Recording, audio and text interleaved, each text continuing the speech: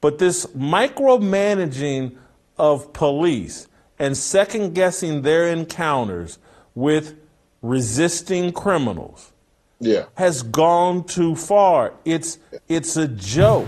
So here's what people will say. They'll say, we need more background checks because mental illness is rampant throughout the country.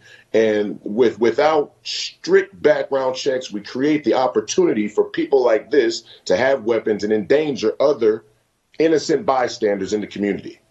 But these situations are anomalies. And what they'll do is they'll use this as a way to expand the definition of mental illness with regards to what constitutes you not being able to own a weapon. They said that Donald Trump was mentally ill. They'll say that you're mentally ill for believing that the January 6 people are being mistreated. They'll say that I'm mentally ill for believing that climate change has become somewhat of a scam in the geopolitics. So my point is that we are engaged in an information war with the establishment, and we have to be very careful how we perceive the things that are going on and how we shape them in the things that we discuss going forward. And Black Lives Matter out of it. The policing is an example of the state's expansion of power. We don't want more policing.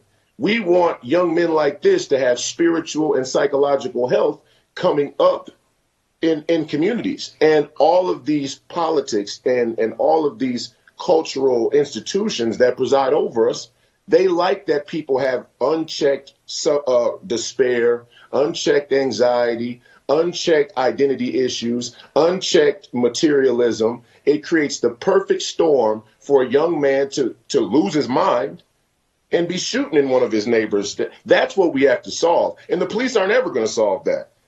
If a man snaps and he loses his mind, shoots his wife and kids, the police are always going to respond after the fact, and that's never going to ensure safety. We have a retroactive justice system, not proactive. Got it.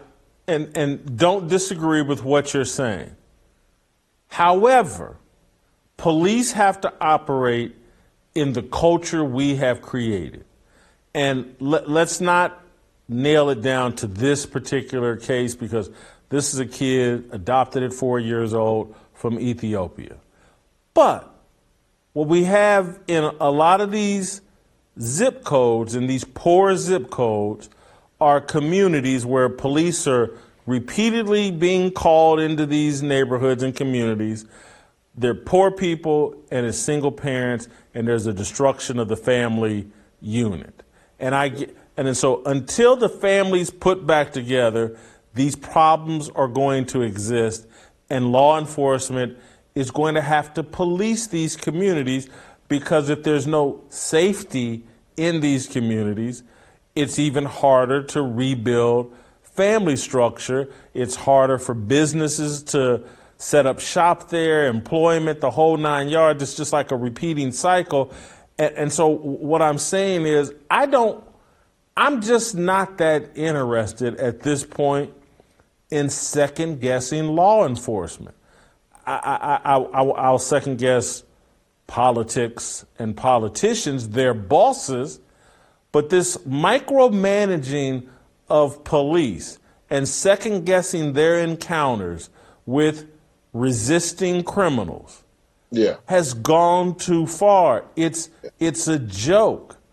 And for these people to show up in this woman's neighborhood after this dude just tried to shoot her and her 2 kids is embarrassing. And it needs to stop. No doubt. 2 different things here. And it's a pendulum. And this is how the system hijacks circumstance and weaponizes against the American people.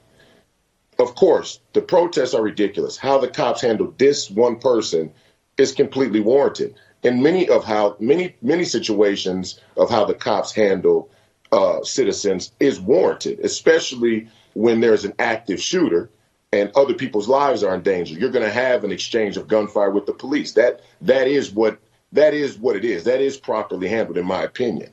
And I think there are times like Uvalde where the cops have been conditioned to not act as quickly as they should.